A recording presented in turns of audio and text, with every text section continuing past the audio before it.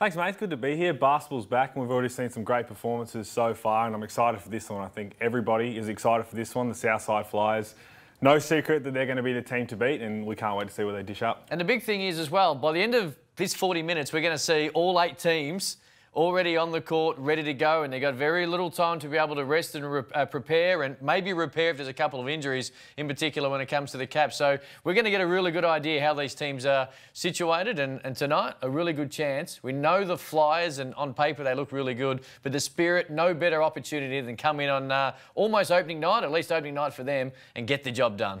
Well, the Flyers are going to get everyone's best shot, and Tracy York, coach of Bendigo Spirit, came out and said that they're not afraid and they're going to come and give it to them. And what better way to start your season than knocking off the Southside Flyers? And I love the fact, we watched it last night, of course, the Adelaide Lightning, not dissimilar. They went in underrated. I don't think there's too many people who thought that they would be able to do what they did last night against the Caps, even with some players missing. But Steph Talbot, Ellie Wilson were outstanding. And then tonight, it's the Bendigo Spirit who get that opportunity. And it's really headlined by Tessa Lavey. We know how good she is, part of the Australian Opals, and she gets an opportunity to take a youngish Bendigo Spirit team deep into this season. Well, it's a hub now. It's 6 weeks, and you get to really, as you said about the Adelaide Lightning last night, if you can get hot in this 6 weeks, you can start to roll, and that's what Tessa Lavey's going to try and do with this Bendigo Spirit team. They're young, and they're going to come out firing. If they play with confidence, like the Lightning showed last night, anything can happen. If you are just joining us for the first time, it was a win for the Boomers in the first game of night 2 in Townsville. And talking about Opals, talking about players who are going to continue to push towards Tokyo 2021, there was really 2. Tess Madgen was outstanding. Maggie Gall coming off a WNBA Championship was huge, and Mansfield as well for the Flames was really good in a losing effort. Well, Tess Madgen was brilliant, and she's showing that what a lot of people know, that she is a baller and she's going to come out and do what she did. Maggie coming off that championships, that's what we want to see, and she's going to have a great season as well. But those Melbourne Boomers, they're going to have a really good year. Just want to give a big shout out. It might be the most athletic, best sporting prowess family in the country, the Madgens. Of course, brother Jack at the Pies, Tess doing her thing, and of course just recently retired Ben after a remarkable professional career right around the world. So I'm putting my vote when it comes to sporting families, they're right up there. And we've in fact got a few when it comes to the WNBL and NBL as well. Well, a king of the court with the Madgens at Christmas time would be interesting. Oh. I mean, Jack plays footy now, but Ben in his prime, Jack, it would be interesting. Tess probably gets the vote right now. Well, I think Tess would win those one-on-one battles, and it's also an opportunity to think outside the square and maybe televise it over the New Year summer period and see how that goes. That's something a little bit down the track. Here is the Southside Flyers, and a really stacked team. They look good, of course, headlined by Liz Cambage, but a team also that when you talk about being able to get a little bit of revenge, you've been in a situation where you lose a grand final. Sorry to bring it up early, but that's what happened last year. They win the minor premiership, they go down in 2 games. What does that do? Drive you into an off-season and then into the season opener? Well, it's obviously been a long off-season with everything that's been going on, but it's definitely going to be something that's weighing on their minds, and they've been talking about it a lot, and they just want to be able to get out here and play. And everything that's happened right now, everything in the past season's finished. It's finally time the ball goes up and you get to have that crack of redemption. And now you've loaded up the roster. It's your time to come and get this title. You missed out last year. You should have got it done, but now it's your time to come back. It's a big opportunity, though, for every team to say, and you touched on it before, it's right. They're going to get everyone's best shot, and that is, regardless of what comp it is right around the world, there is always a pre-season favourite. Doesn't always end up that way, and that's why sport's so great. It's not played on paper, but the very fact is there's a nominal pre-season favourite where everyone defers, the Flyers, look at that team, they should be favourites, to try and put a little mental edge or try and give a little bit of sense of security and doubt the opposition. The very fact is they are going to get everyone's best shot, and it starts with tonight. Well, it is, as you see Liz there, and it's going to be a little bit on the Flyers as well, because they know that, and it's how comfortable are they going to be, how comfortable are they going to feel if we're down early in a game, knowing that we've got enough talent to get back in and win this game. But that's when things can start to go the wrong way, and you talk about these pre-season favourites, it's labelled on them. But I've got a feeling these Flyers are going to embrace it. They're going to say, come get us, and we're going to give it to you. You mentioned Liz Cambage there, who we're seeing warming up, only a couple of minutes away. She's so great for the game. She's great for the sport. She does speak her mind, and it occasionally gets a couple of eyebrows being raised. But that's exactly what the WNBL needs. Her to be saying, hey, she's an all-star in the WNBA, averaged 23 points a game a couple of years ago. We know how talented she is. And she does beat to her own drum at different times, which is going to make the next 6 weeks, and hopefully, fingers crossed, the next 6 months towards Tokyo full of great excitement, because anything she does, regardless of what you think about some of the things she says, she's a superstar both on and off the court. Well, she is, and we've seen what she's done all around the world, the Olympics, WNBA, and she came out and said that she wasn't planning to be back in the league, and now she's here and she's going to want to tear it up. And she said that the refs don't know how to umpire her and all these kind of things, which is true, but now she gets to come out here and just play, and she wants to get fit and ready for the Olympics, and what a great opportunity for her. What odds you give me? Always gamble responsibly. This is hypothetical. She gets a dunk in this season. Oh, I think it's inevitable. I think you reckon? She's going to be getting herself as fit as possible leading for the Olympics, and she's going to have plenty of opportunities, I reckon, if the Flyers can get it all together. I know you watched a little bit of last night. In fact, probably by a little bit, I mean all 80 minutes. Let's just touch a little bit on that opener, because the intensity, which I continue to talk about, when everyone's living on top of each other and the season is how it is constructed, and you have that long off-season. You've been sitting there waiting, uncertainty, the whole year has been clouded in it. The intensity last night from the opening tip was something we expected, and it delivered, and this should be no different. I mean, that's what we all wanted. The first game of the year, overtime, we got it, and what a great performance. And we talked about Alex Wilson and Steph Talbot, these two guns, and they gave these young players confidence, and that Adelaide Lightning team will be dangerous with confidence, and if those two can keep performing like that, anything can happen. Who are you most looking forward to? A couple of minutes out. Who are you most looking forward to watching tonight? I think it's got to be Liz, just because there's been so much about it, and we want to see what she's going to deliver, how much is she going to play, but the whole roster is so deep. Jenna O'Hay was injured last year and missed out. She obviously played in the grand final, but not at full health, so how's she going to come back to play? So it's going to be very exciting. If we look at the Southside Flyers there, O'Hay, as you mentioned, the captain, Leilani Mitchell, we know how talented she is, Cam Barge, Beck Cole, who's in that Opal squad, Sarah Blitzarves, likewise, Busy, Clydesdale, who everywhere she goes, she just plays that perfect role. It's a huge reason the team she plays in are there when it comes to the end of the year. Rachel Jarry, remarkably, will probably come off the bench. So when Cheryl Chambers says, who do I put in when we've got a little bit of, wear and tear halfway into this season, we'll go to Rachel Jarry and she might be able to start some games. And that's the thing. It always helps when you look at a team and you've got 8 players and you can say, all right, let's flip a coin on a couple of these to see who starts the game. Well, you're right, and we talked about the hub life. It's going to be interesting. There's going to be injuries. There's going to be players who need to rest if they've played too much. You've got such a short turnaround, such limited training time. And if you're the Southside Flyers, it's a good problem to have knowing you've got that bench to step in. And we talk of Bendigo spirit, like we've already spoken, Tessa Lavy's in that Opal squad. She's got a fair bit when it comes to competition for those guard spots, one that she's had a couple of times. We know she had an interesting off-season. She's going to play AFLW as well and tells how talented she is. But she really needs to stand up and deliver, doesn't she? And that's what you want. In her spot, she's the point guard. It's going to all revolve around her. How quickly can she get this team gelling, and how quickly can she lead this team? And I think she's going to enjoy that challenge. She's going to embrace it, as you said, for those Opals minutes. And I'm excited to see what she can do tonight. Coming up against this team, it's a perfect test for her to start off her season. O'Hay, Mitchell, Cam Barge, Cole and Blitzarves to start for Southside for the Spirit. Golding, Todd Hunter, Froling, Ernst and Tessa Lavy, who we just touched on as well. The second game from Townsville, second night of the Chemist Warehouse WNBL season as we get into 2020. What a night it will be. I've no doubt, Pete, we don't shy away from this. We're in an air-conditioned studio, being able to have the best job in the world and watching these women play at the highest level. But it's pretty warm up that part of the world. Ali Wilson told us last night it was hot and humid, so expect no different tonight. Yeah, it'll be tough. You've got to adjust to these kind of conditions. The ball might be slipperier some nights, it might be harder to breathe some nights. But every team's in it the same. Every team's going to be in the same. Who can adapt to it the well? Who can adapt to adversity the best? And that's the team that's going to come out on top.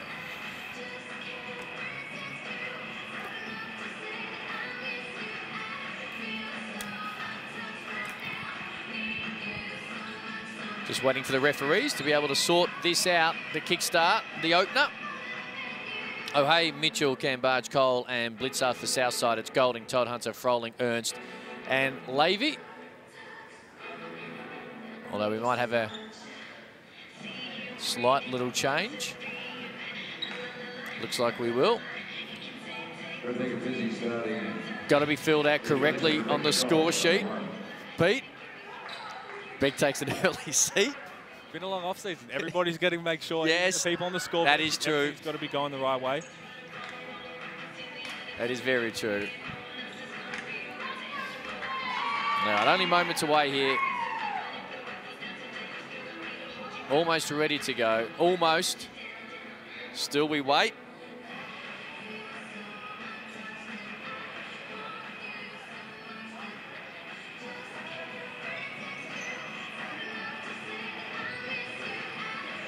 And now we're just going to have a small conference to see if Beck Cole can in fact start. You'd think after so long in the off-season, it's not going to take long for the first whistle regardless, so I think it should be coming in pretty... We've had 9 months. Now an explanation. Ah, she's back on. There you go. Beck Cole re-enters the game. Well played, well played. Common sense prevails.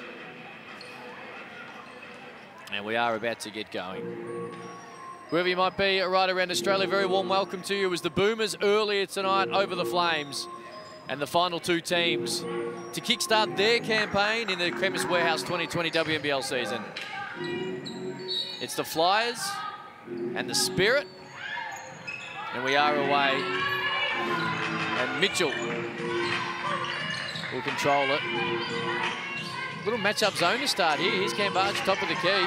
Just uses the physicality, just throws it up after a little bit of a bump. It was a great first possession. You're going to throw something different at the Flyers. You can't come out and just run man. I think that's something we're going to see. It's a great cut there.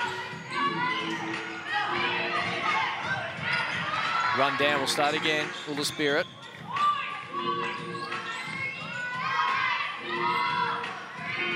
Shot clock's down. Levy's able to split the little double, throws it up as the shot clock runs off. Cambage with the rebound, and now they'll push. Here's 08. We spoke about her in the season, tried to find blitz halves.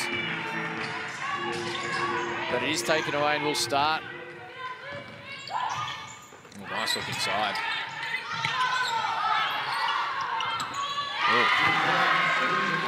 Froling going to look inside. Went inside last night, did the caps to her sister. She was able to have 11 points in the first quarter. Froling tonight opens the account for the Spirit.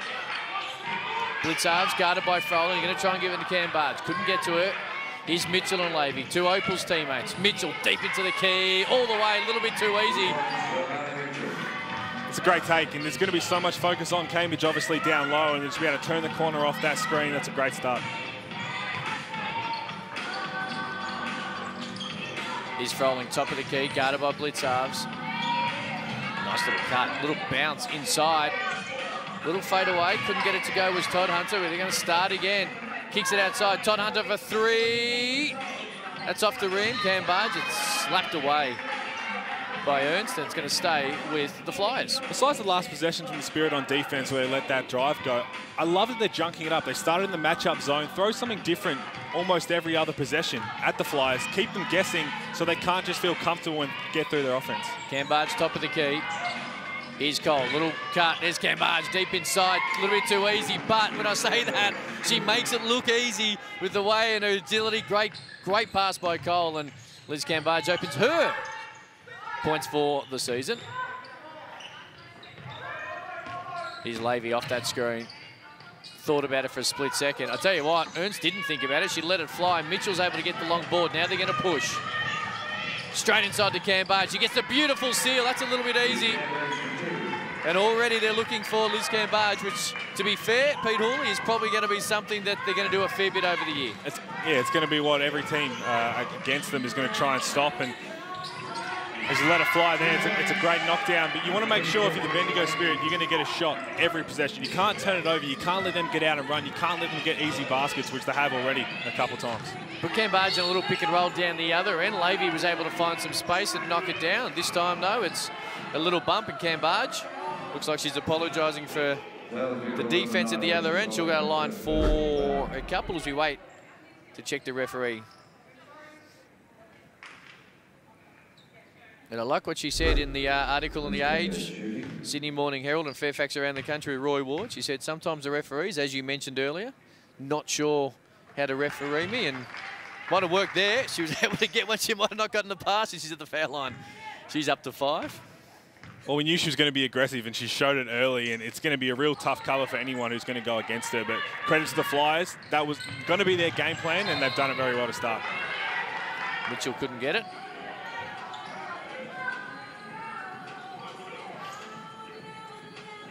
Nice start here, 7-4. It's the Flyers early.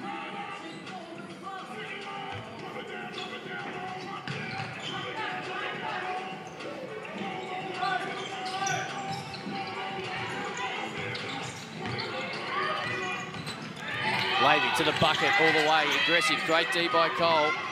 And now they'll pull through Blitzarves. She's got runners to the right and the left. She goes all the way, a little fadeaway. 10-footer, no good. Froling with the rebound. And now Levy will push, something we're seeing from all teams already to kickstart the year. As Golding says, I'll just let this fly, no good. Mitchell comes up with her third board. They're running and gunning. This is something that we know with the way the season, shorter season, teams are going to leave it all on the floor, and we watched it in the first 3 games. This is no different. Out the net, off the rim, we're going to let it run as Canberra just lets it fly, and it is down. I think it might have been the shoelace on the three-point line. It'll only count as 2, but she has started hot. Well, it's one of the worst shots in basketball along 2, but if you're going to knock it down like that, that's going to make her cover even tougher. There's Levy on Canberra, has to kick it out very wisely. They're going to let this fly again. This time it was Todd Hunter. It comes out. That's a great pass. O'Hay runs it. Couldn't quite corral it in. And it'll go back to the Spirit. But you talked about how quickly these teams want to play. It's been such a limited preparation for every team. To feel it out where exactly your offense is going to come from. The easiest way right now is to make sure that each team can run and gun. Get that transition offense going. We can see it from both teams, but especially the Flyers. A turnover, a missed shot, and everyone is taking off from the point guard to the center. Here's Todd Hunter. Gone just a little bit bigger here too, have the Spirit. Go deep inside. Cambard says no. Falls into Froling's hands. Shot clock not too far away. They've got to force it up, and they get it to count. Nice job there. Pintala was able, he's just come on. A little bit of a height change with the sub of Golding off, can't finish it. Mitchell. Blitzarves just wanted it more. She'll kick outside. Cole for 3. Right in front of the Flyers bench. They're up, and it's nothing but twine. And this is a great start for the Flyers. They lead by 6. That's going to hurt the Bendigo Spirit. You can't afford to give them second shots. We're going to keep talking about the talent of this team. Make sure they only get 1 shot down the floor, and make sure you get a good shot every single time. All right. Again, they're getting some good looks here, the Spirit. And I have to start again through Levy. Todd Hunter, that just rimmed out. Levy's going to want to use the Froling screen. Gets a little mismatch. He thinks he can take Blitzarves. Crosses her over. A little 12-footer. Gets the nice little roll. Cole again thought about it. This time it's Blitzarves. Goes right around. Great defense by Rintala. Now they're going to push. And the Spirit again. Here's Levy. Goes away from the screen this time. Froling, top of the key. 15-footer. That's a foul shot. This time the rim wasn't as friendly. Rintala battled away from Cam Barge, but out of court, and it'll go to the Flyers. They lead 12-8. Just under 5 minutes to go in the first period. 4 O-boards right now for the Spirit, and they're going to be playing scrappy, as we said. There's such limited preparation, but that's the way you're going to get under this Flyers team skin. Get those O-boards, get all those extra possessions, try and give yourselves the best chance to put points on the board. Clydesdale into the game.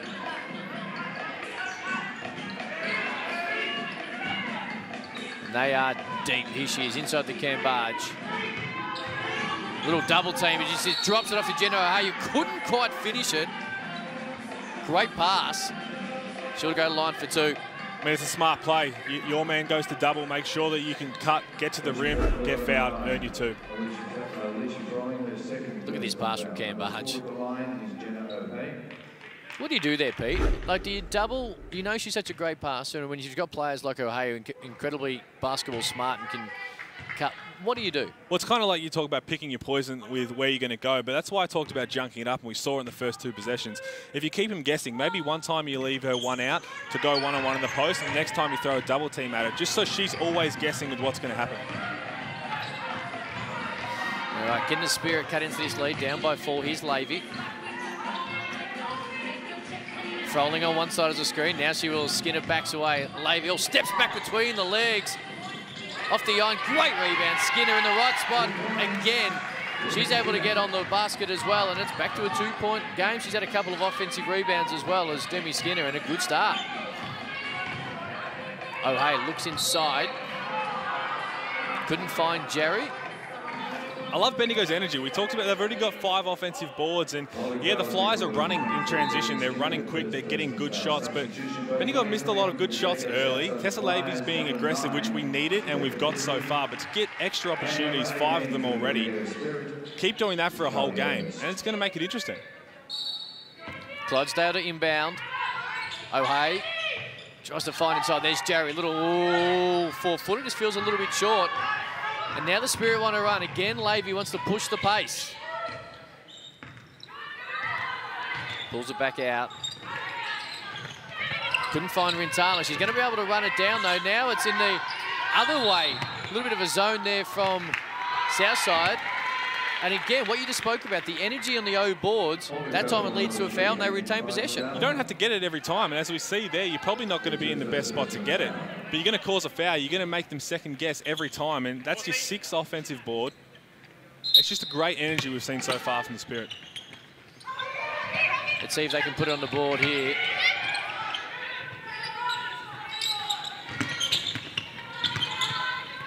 Oh, a little fadeaway. Couldn't finish it. O'Hay with the rebound.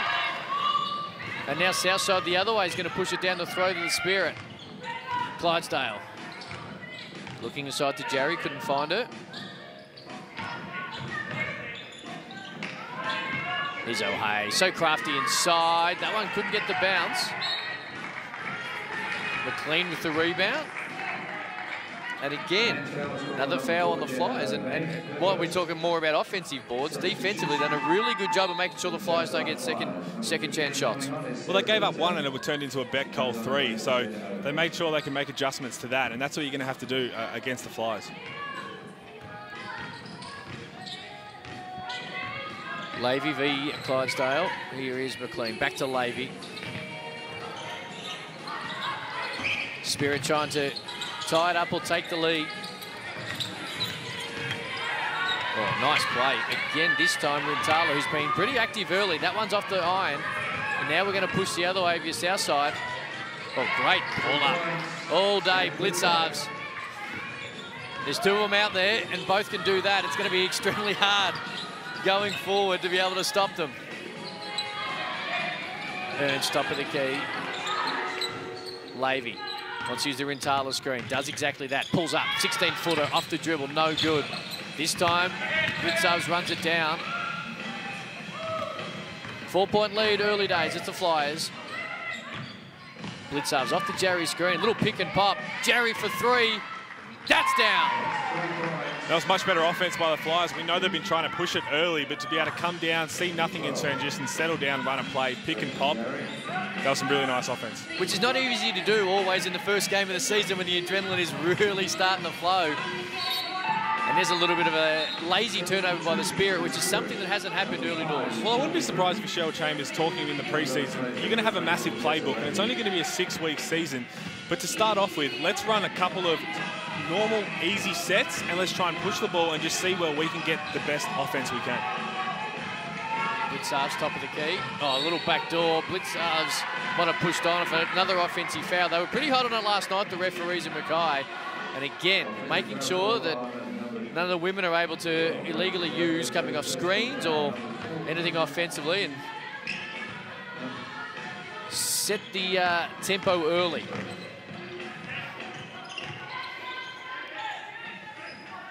It's been a nice start. High intensity. Here's Ernst. Tries to hand off to McLean. Blitzarves all over her. Rintala's been good early. Skinner now going to drop it in. Rintala's going to have to let it go, and she loses it again. Couple just in a row. Some lazy turnovers, which Tracy York won't like because their first 5 or 6 minutes was really good when looking after the basketball. Well, you can't afford to do it. It's just going to be too costly, and you're lucky that you're only down 7 right now if you keep doing that. But you want to make sure you get a shot down the floor every single time against this team. Jerry just inside. This time it's a 2. I'll tell you what, hardcore analytical basketball statisticians won't like these long 2s, but they're working at the moment for Dandenong. She's up to 5, Southside rather, my apologies. 5 points early for Jerry, and that's what we spoke about, the depth, players being able to come off the bench and make an impact. But that's where it also hurts with that turnover. You give up a turnover, and it was lucky it wasn't a 3 down the other end, but they start to pile up over time, and all of a sudden it's a 9-point lead right now. Blitzar's referees let no one go just a little bit. Still, they continue to get it go. Todd Hunter got a couple of little bumps. Referee finally says, yeah, I think you've had enough of that, and we'll call a foul. Britton into the game as well. And now Todd Hunter to the line to open her account. 19-10, 9-point lead for Southside. First foul on Stephanie Blitzars.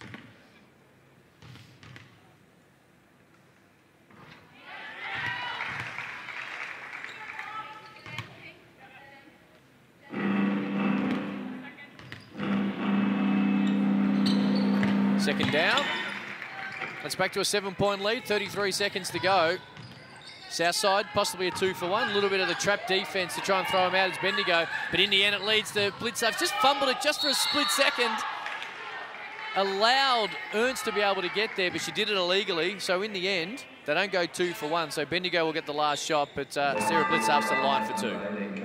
Yeah, unfortunately, just coming down with the hands there, but I like it again. Junk it up, throw something different at them, and just throw some pressure up the court one time, double teams the other, play them straight up. Just keep these Southside Flyers guessing, and walling up there, make her make a tough one through you, and all of a sudden it's a good defensive possession. Sarah Blitzar's to the line. First one's off. It was a little bit of an issue for both teams last night from the foul line. Bendigo 2 from 2, but again, Southside, again, as Blitzar's makes the second one. They've kept a couple on the line. All right, last shot of the first half. We were able to see last night both Adelaide and Townsville hit buzzer beaters at the first and the second periods and use that momentum into the break. So Bendigo with an opportunity here to do the same. Here's Britton, met by Clydesdale. Ernst waiting for the screen. Now she runs off the Ernst screen. Britton, little hesitation, gets into the key. Little left-hand scoop, did enough to draw the foul. I think it's on Jenna O'Hay. So right on the buzzer, we're going to see Britton go to the foul line. Talk us through this, Halls. Well, I like the way Tessa Levy set the tone with it. From the top of the key, getting a ball screen and just putting your head down and attacking. Make them have to come across and help. Make them have to foul you. And the more you can do that, the more you can put them on the back feet, the better it's going to be. Not O'Hay, Pizzi, who's into the game for the first time.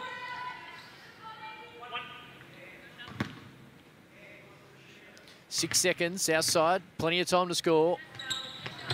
Second one off the iron, now they're going to be able to run. Clydesdale has it, she looks up. She's been able to split the D, gets all the way to the bucket and lays it in off the backboard. The reverse commentator's curse. Yeah, well, does it brilliantly. She's fast. We know she's able to use her handles. And the very fact is she's been able to do that in the past couple of seasons ago in a fairly big moment. So there you go. And that's the best way for the Flyers to finish that first period. They lead by 10, 22 to 12 after one. Great start. She has got 2 points, Amy Clydesdale, for tonight. What did you make of the first 10 minutes? Well, Bendigo Spirit have taken 6 more shots. They've got more shots. They've got good looks. They've got offensive rebounds. They've got 6 of those to Southside's 1. But you're obviously going to have to hit shots. If you want to be up against this Southside team, you're going to have to hit shots and look after the ball. And I think that's the key. Let's see what Tracy York has to say in the Spirit bench. So when we said horns up, we went there. Don't forget 15 scores 100 plus points tomorrow in North Queensland. So we've got to make sure when we cut it off, you should get it for a layup first. Then I come up and set a part of the screen and then I make the ball. But at the moment, 15 scores 100 plus points, 10 free Big Mac tomorrow.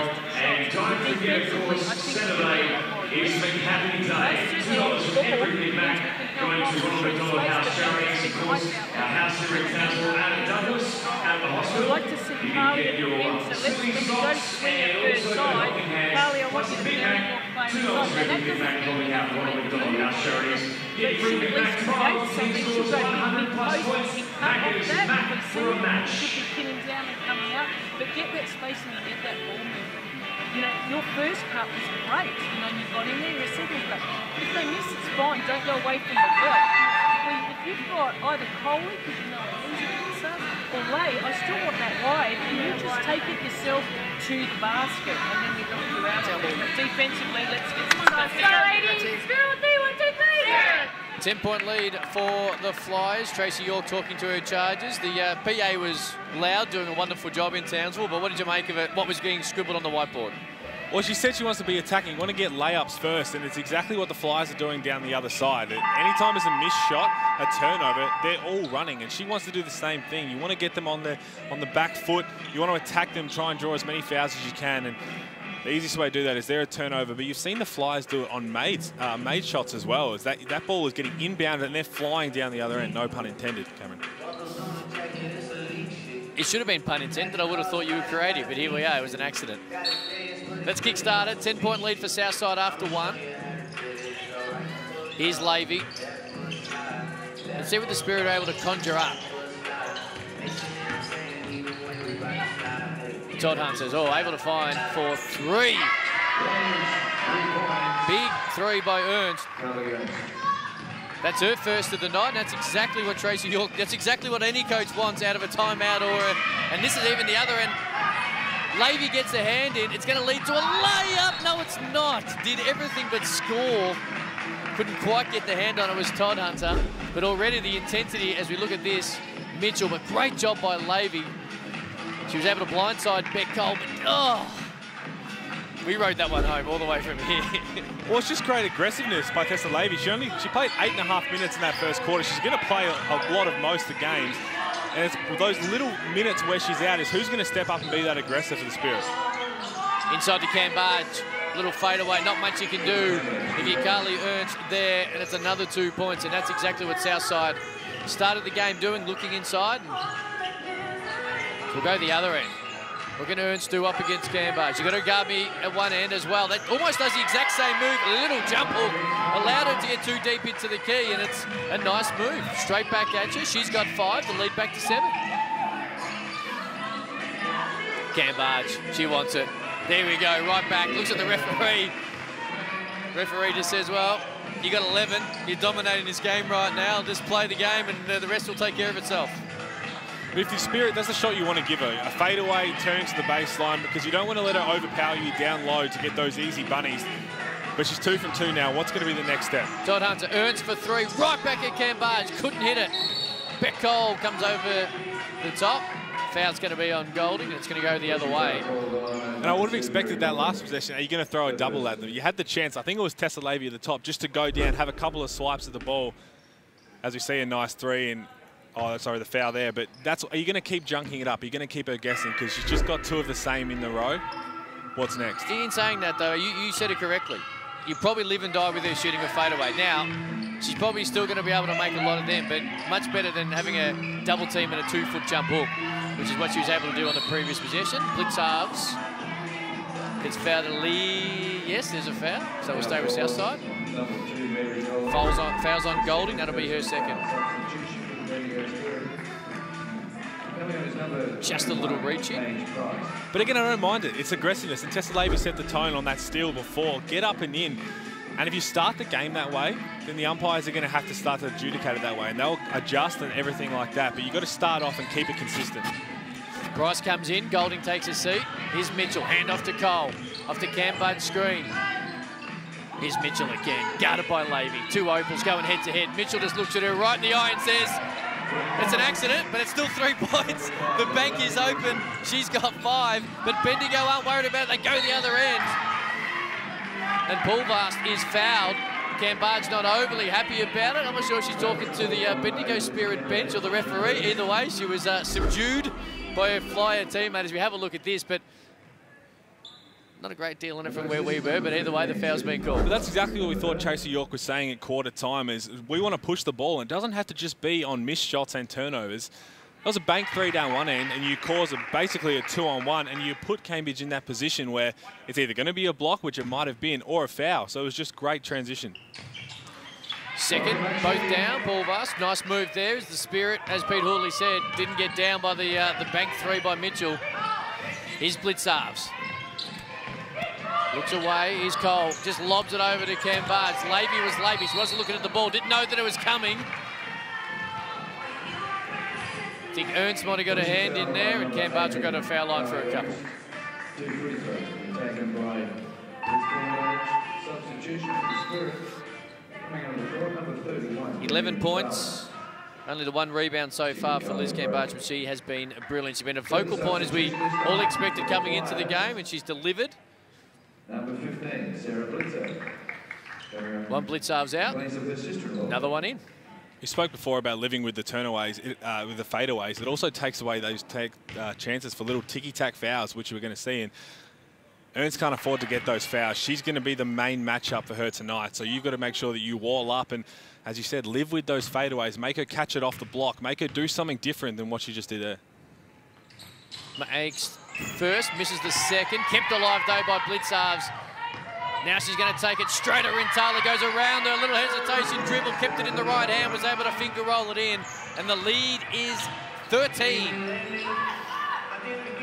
Big moment here for the Spirit. They've been great so far. Here's Todd Hunter. They've got to stay in what they have been doing well. Hand off for Levy for Pulvar. She says for 3 off the eye, and Blitzarves with the rebound.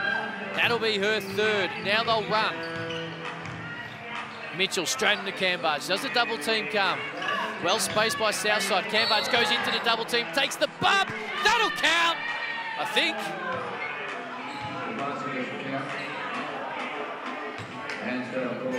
No, it will not. And I'm only, does it count? Liz is asking if it counts. We haven't got an official clarification on it just yet. We know the page is on, the foul is on Paige Price. No, I think it was. Does that count, Halls? I'm looking at you. No, I think it was. I think you see the aggressiveness and just attacking middle, and might have got away with one, but again, I assume that counts. I think it did. I think it counted. My apologies for the confusion.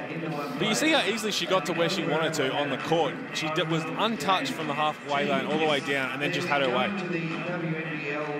And this goes back to the same old questions. We'll have a look in the Flyers huddle.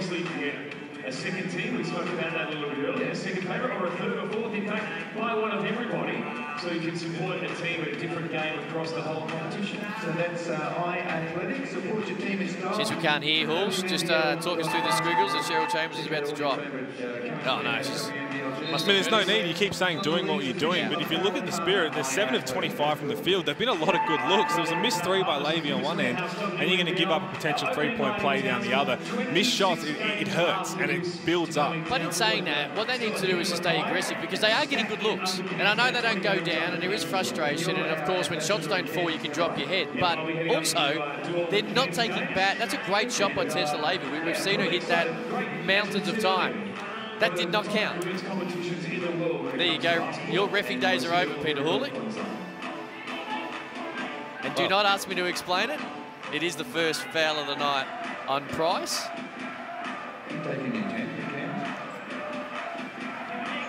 Must have just been before she picked the ball up. All right. O'Hay to throw it in. Here's Mitchell.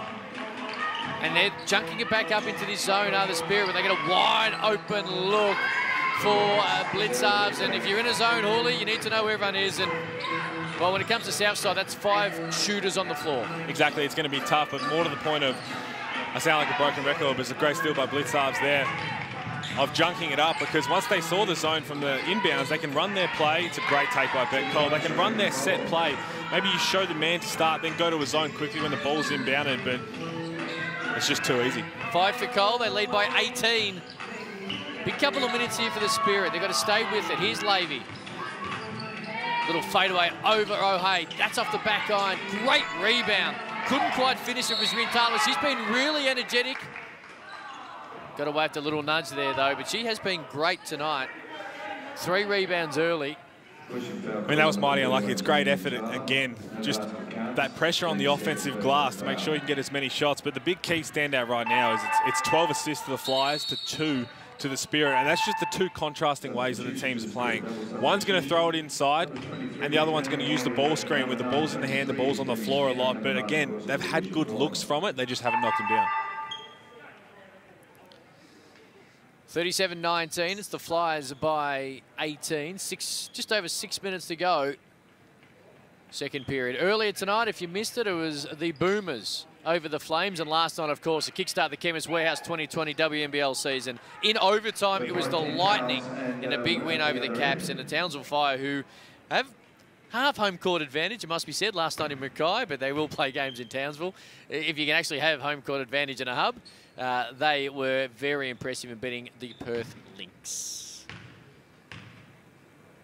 Cambage, after the 5th foul of the quarter in the bonus, she nails the first. She's up to 13. Back iron. Froling back into the game. She gets her 7th rebound.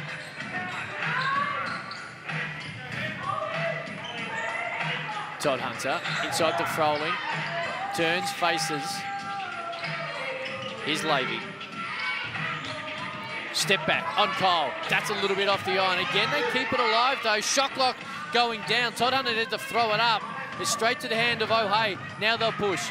Mitchell, what a pass to Blitzarves. She takes the contact, referee lets him play, but Mitchell threads the needle, and Blitzarves having a great quarter. She's now up to 8, and this lead is now 21. Skinner, guarded by Cambage. Todd Hunter. They need to get something going. Great pass inside. Pulvas, now they're going to let it go. It's going to have to be Tessa Levy again. Shot clock at about 1. She just lobs it over Cambage, who doesn't let her get it. Snaffles her second rebound and they run. Cole kicks out. Oh, hey, 3, corner, net. This team is rolling and Tracy York needs to talk about it. The lead is 24. And Pete Hawley, to be fair, there's not much more the Spirit could have done then, because when they are running and going downhill, they are going to be incredibly hard to stop. Well, it's a big wake-up call for every other team in the league. Just watch every single possession on defense for the Flyers. As soon as that ball is turned over, even made coming out of the net, every single one of them is flying down the other end. Every player is ready. Everyone's waiting for it. They're either going to get layups or they're going to get 3 balls, and it's an easy way to pile on points. That's probably the only really rushed possession on offense we've seen from the Spirit. They didn't get anything, but Flyers are just licking their chops saying, as soon as this comes out, we're off. Again, it'll just be saying same with the same thing, but what they are saying and what Cheryl Chambers and what the Southside Flyers crew are going to be able to do, they're going to be able to know with full confidence when whoever the ball, whatever hand it is in the little semi-transition or in a fast break, traditionally they're going to make the right calls. We've seen it the last 3 times down. Mitchell's made it twice. Once was Blitzarves with a wide open, well, not a wide open, but took the contact and layup. And then with the lanes just running, she could just pick her poison, and the last poison she chose was Jenna O'Hay, and that really stung. Well, there's a play earlier, I think it was about 3 minutes ago, where Blitzarves got it off the rim, took it off herself, passed up Blitzarves as well. That's the way they're going to do it. Anyone can grab that ball and go. Clydesdale and Conti into the game as well. So if you thought that you're going to get a break if you're a Spirit guard, you're not. Well, good look inside. Great pass, and Ernst is able to finish it. Here is Cole. Off the Blitzarves screen. Now she pops. Couldn't find her. Referee, not really sure what it was, but I think she released the ball, so no travel, even though the Bendigo Spirit bench no doubt disagree. And now Cole, she's up to 7. Here's Ernst. Wants to take on Cambage. She's had a nice start to the game. Here is Levy. Little 2-man game with Ernst inside. Was able to evade Beck Cole brilliantly. Kiss it off the window. She's got 9. There's a great pass through traffic again. They're going to use, that looks like that's the Bendigo Spirit's plan, is get that high on-ball screen, make Tessa Levy make a play. It's a great pass and an even better finish. Cole straight at the bucket, straight at Skinner, was able to draw the little contact, and now she'll go the foul line for 2. And you spoke about it earlier. We just see it on the screen. 14 assists to 4. When it comes to the Flyers. And that's just the way the Spirit have played. They're going to use that high ball screen. The ball's going to be on the floor a lot more than the Flyers, who are whipping it around, throwing it inside. But I'll tell you, one thing that stood out this quarter is the pressure that they've put on Tessa Levy, because they saw how aggressive she was. They know that that's how the Spirit are going to play. Started with Mitchell getting all up and in, and now they bring on Monique Conti, who's doing the same thing. Cole able to make both. 9 points for Cole, 24-point lead for the Flyers. Here's Ernst having a nice game. Oh, I would have loved to see her just pull up the hair. She thought about it for the split second. Here is Levy, guarded by Conti. There's Skinner, top of the key, looking, Froling. Hands off to Skinner. Nice aggression, got nowhere to go. Has to fade away, goes the other way, straight to the hand of Cambage. Her 4th rebound of the night. Cole thought about it just inside the 3. And And it falls to Skinner, and now Levy wants to push. This is good, better from the Spirit. Kicks out for 3 is Ernst, and that one is able to get and rattle down. And I like the way when the Spirit run, they look a hell of a lot better than they do in the half court. But it's the best way to attack a team that's doing the same thing down the other end is hit them right back where it hurts. Cambridge, oh, what a pass to Clydesdale. Just left it for her. Clydesdale was just able to pick it up, knew exactly where it was. A little bit of eye contact, she's got 4. Ernst, just going to jack it again. When you're feeling it, I like it. Conti with her first rebound, and now they'll push. Cole gets deep. Now to Cambridge, who is just sitting under there, did all the hard work and then missed a little gimme. Batted away by the Spirit, so it'll stay with the Flyers. Number 21 is Paige Price. Number 6 is Cassie McLean. Cambridge takes the seat. Number 7 is Steph Butcher. And number 9, Rebecca Busy. Busy comes back in, so's Blitzarves. Here's Conti. Blitzarves to Blitzarves. Open for a split second. Blitzarves is wide open. And Pete Hawley, if you're going to play a zone, I'm going to say it again, know where the shooters are. Well, yeah, especially when they're 1 through 5, they're all going to be able to let it fly consistently and 2 open. You saw that Sarah Blitzarves play before, run the baseline, but it's just too easy on that side against that side. Maybe runs into a brick wall called Blitzarves. 8 rebounds for Sarah Blitzarves in his first half. Conti, good kick outside. This time it's Blitzarves at the offensive end. We rode that home off the iron. Ernst, just great pass, good look. Froling, a little bit nonchalantly. Maybe she thought it come off her hand, couldn't quite get to it.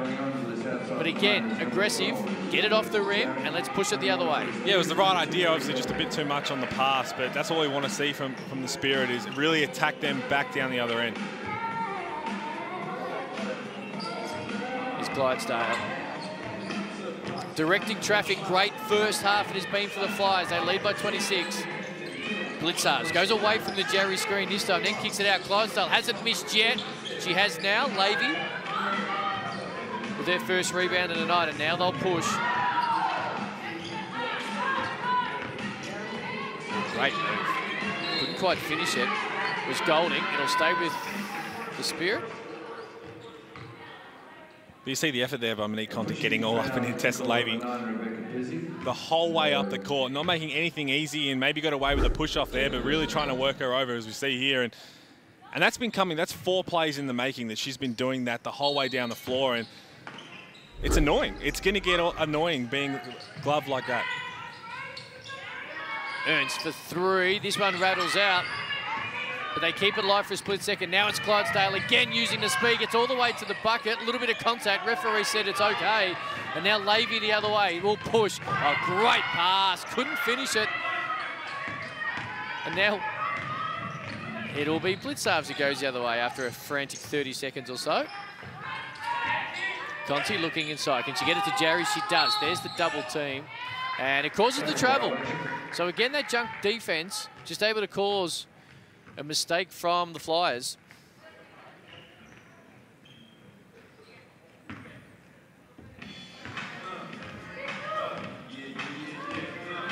$26-point lead. Without looking at the stats, Hawley, what do you reckon the percentage as Golding able to split the double team? What is she going to go here? Going to go one-on-one. Gets deep into the bucket, gets a little bump. Crumpizzi will go to the line for 2. What's the field goal percentage of the Flyers, do you think?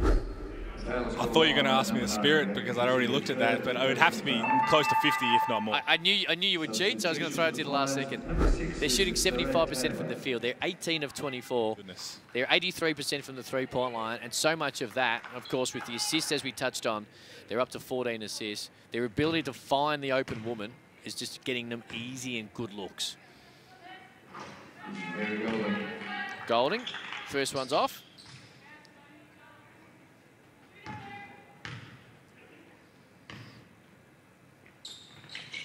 Second one off the iron as well. Here's Clydesdale. Minute to go. Chemist Warehouse WNBL season, night 2. What a year it is going to be. Conti for 3. That's good. Nothing but net. And Peter Hooley, she's obviously played WNBL before. We know how good she is as well in dual sports with AFLW as well.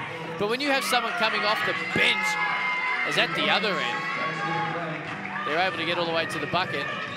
To have that amount of confidence in what we'll say is your 9th player, who you can just go out there and just let it fly, it just must give the Flyers coaching staff that much rest easy, sleep at night when they know they're not going to have lack of confidence with players coming off the bench. Well, they brought her in there to really do a job on Tessa Lavey, and then to come in and knock down a 3-ball with your first jump shot, it would feel good for her, it would feel good for the team as well, especially the coach. Great start for the Flyers. They lead by 27.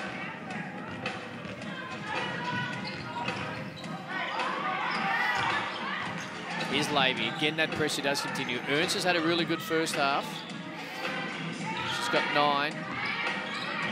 Lavey got to take on Conti. Gets deep, runs into Rachel Jarry.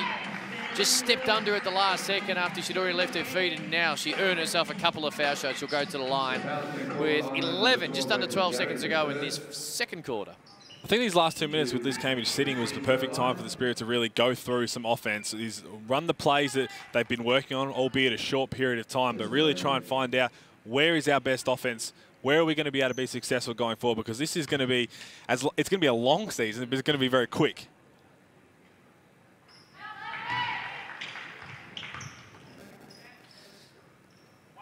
Five points for Tessa Lavey. She's going to have to do so much of the ball handling and leadership responsibilities of a young Bendigo Spirit team. All right, Conti has it. They were able to score right on the buzzer in the first period. That was through Amy Clydesdale. Now it's going to be Monique Conti's responsibility. Oh, tries to use the left hand. Turns out that it is Clydesdale. She tried to bank it. Probably didn't mean to be honest. But in the end, it isn't the ending as it was in the first period, but it is a 25-point lead for, rather 20, well, I'm a bit confused by the graphics there. It is a 25-point lead. I'm not great at maths, Peter Hooley, but I'll be honest, 55 minus 30, that is 25, not 27, as it says on the screen. Foul right before. So they're going to make sure that they earn that and hopefully make the graphics right. Well, let's have a look. It's gone early. Looks like Rachel Jarry's going to shoot a couple of foul shots. And Rachel Jarry will take the free throws. We might have, and they do a wonderful job, we might have Nostradamus in the back house here if they're able to get this done. The lead is currently 25. Where that 0 is. Could be 27 in a split second. There will be 1 second to go as well, so the Spirit will have an opportunity. The referees just check the clock, make sure everything's good to go.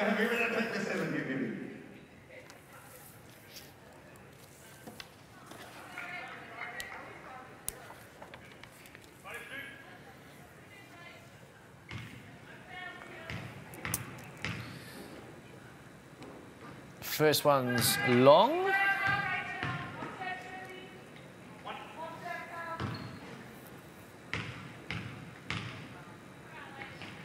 Second one's good. Hail Mary coming.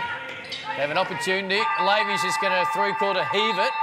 That's the half-time score. It's 56. And that is no good, and that'll count as a rebound for Blitzhalf. So that's a great result to win the first half with a, I'm sure she doesn't care at all, but it is a big lead.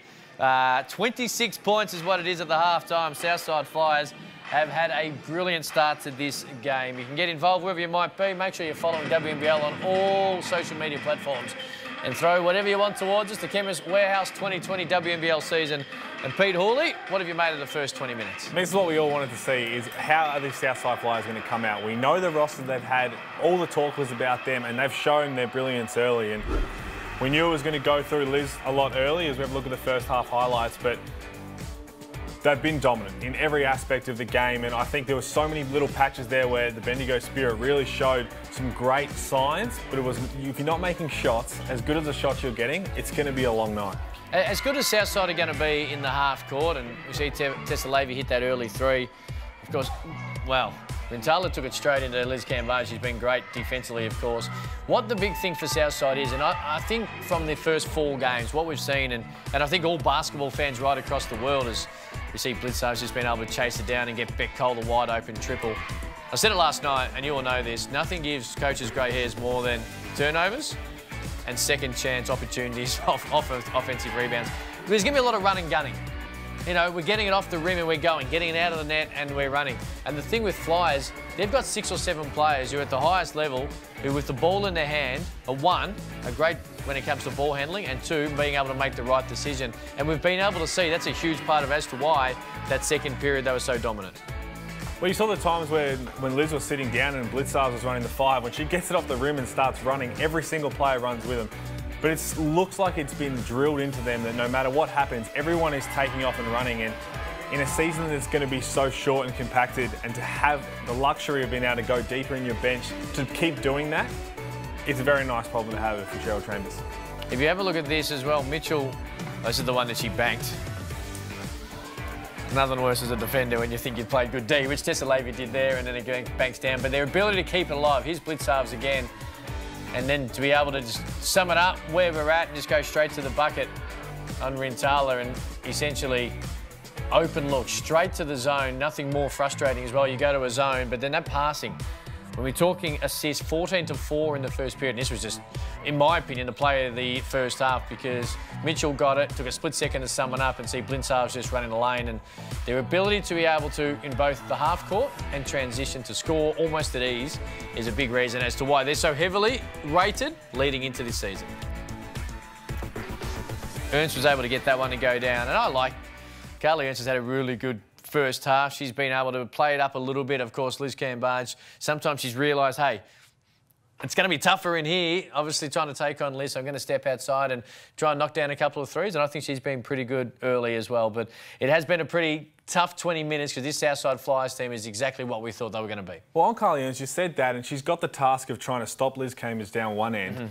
And for not drop your head to go back down and try and take it out of the other end. It's a big credit to her, and she's a terrific player, and I think she's doing well. As you said, she's having a great game so far. And this is something that you've got to be able to do. And we did see it a little bit last night, in fact, with Townsville. We seen Heel and Reed played together, and obviously a little bit smaller, and there's always the issue, well, how are they going to get... Well, you know what? You've got to stop them at the other side. And that's what Carly Ernst is obviously thinking right now. She's like, you know what? It's toughest job almost in basketball to be able to stop a WNBA All-Star when she's in this type of mood and she's aggressive and she's going like she is. But you know what? She's going to stop me at the other end. So if you step out, if she's going to use it off the dribble, whatever it might be. So you've got to think about it at both ends. And I like the fact she stayed aggressive, even though, of course, Liz has had a pretty good first half with 13 points. Well, she did, and especially when Ernst on offense going at her, you can see there's little times where she starts to get frustrated, Cambridge, and that's probably the best way to get at her, is get under her skin early, make sure she tries and gets frustrated, because down the other end, yeah, she's upset that a couple foul calls didn't get called, but she gets to have her own way down that end. But I really like going at her, and she might block a couple of your shots. She's that big, she's that strong, she's going to be able to do that, but see how much you can attack her down that end. You're a point guard who, of course, played majority of your career handling the ball. So what advice would you give Tessa Levy right now? She is, of course, the main ball handler, and she's the leader on this team. And we did see last night Steph Talbot and Ellie Wilson play so well for Adelaide. You know, Lauren Nicholson, same sort of role when it comes to Townsville. Tessa Levy's going to have to play that role. She's going to be the one that has the ball in her hand, and she's the veteran. She's the opal. She's going to have a good season for this team to have any success. But she's just getting buffeted from pillar to post, full court defence. What advice would you give her? Well, I was never very good at that. So okay, you're right. Okay, what, just give the ball to someone else? No, but she's doing well. Go hide in the corner. The aggressiveness she showed, then she continued, especially when Monique Conti came in and was really going at her from full court. But she stayed aggressive, and granted, the assists aren't going to show it, but she's hitting people in the right spot. They're getting open looks. They just haven't knocked them down, and that's a big credit to her. But can she sustain it? Because it's going to get frustrating. The more they get up and in, and the more that people don't hit shots, or the more that you have to force shots, it's going to get frustrating. But can she keep her head and keep doing the same thing? All right, then what does Tracy York and the Spirit coaching staff do? What can they do to alleviate those little tiny, and when I say issues, I mean great defence from the guards guarding, be it Cole, be it Mitchell, be it Clydesdale, be it Conti. There's just 4 that just continue to roll through. What can they do to somehow make her life easier? Because she is going to be copping this almost every game. I mean, there's 2 options really. One, you can have her play off the ball, you can as a 2-man and come off and try and play that shooting guard role. But the other one is if it's full court, Monique Conti's going up and in.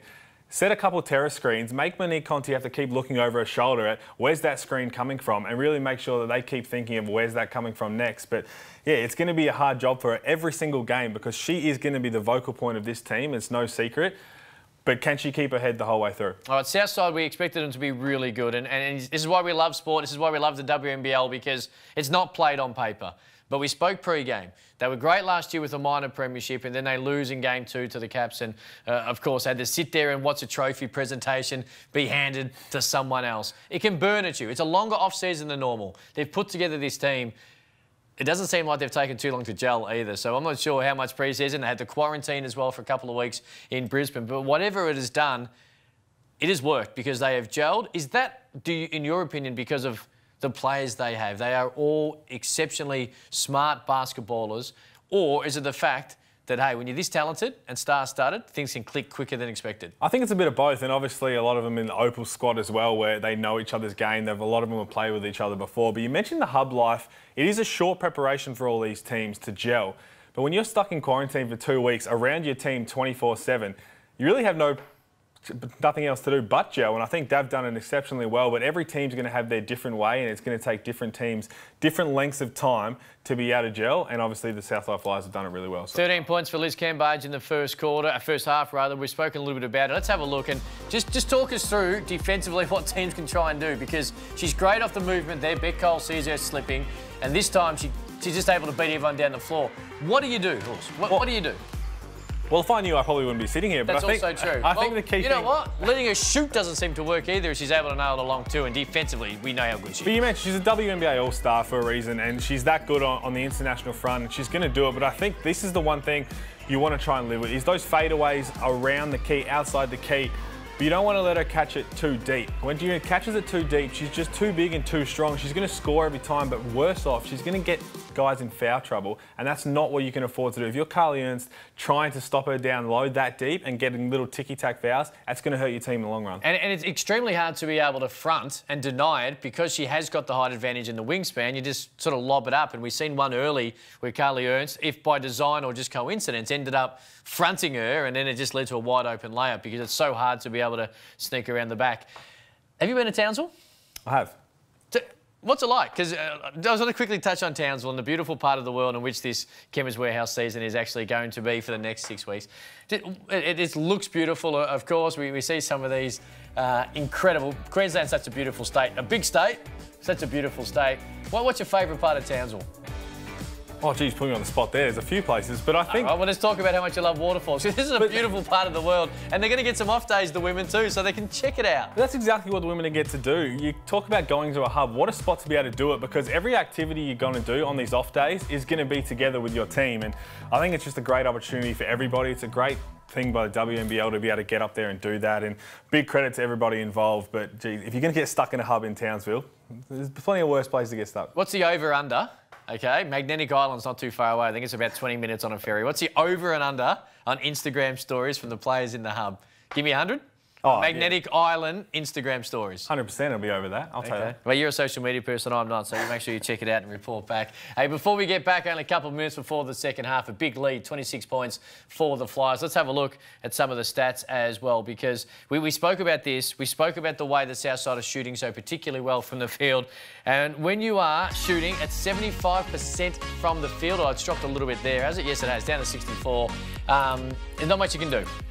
No, there's not, and you throw the zone at them and try and make them beat you from the three, and they've just knocked down 3 consecutive ones. And when they're shooting the ball that well, it's going to be tough no matter how well you play down the other end, and obviously it's going to be catapulted by the fact that the Spirit are only shooting 28%. But you can't look at the assists because there's 2 different styles of play, and we've touched on that a lot. The turnovers, look after the ball, they've done a good job. Rebounds, they're only down 8, but they've tripled them in offensive rebounds, and that came early in the first half.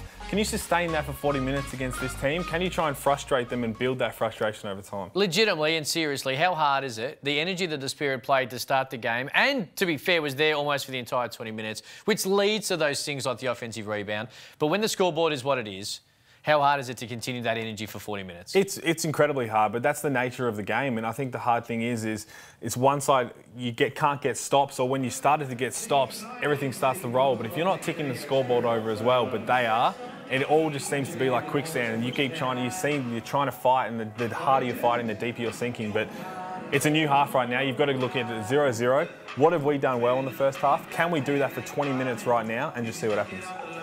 It has been a big first half for the Southside Flyers. They lead by 26. They led by 10 after 1, and in that second quarter they got on a roll and outscored the Spirit by 16, a 34-point quarter. And this is going to be the big thing as well.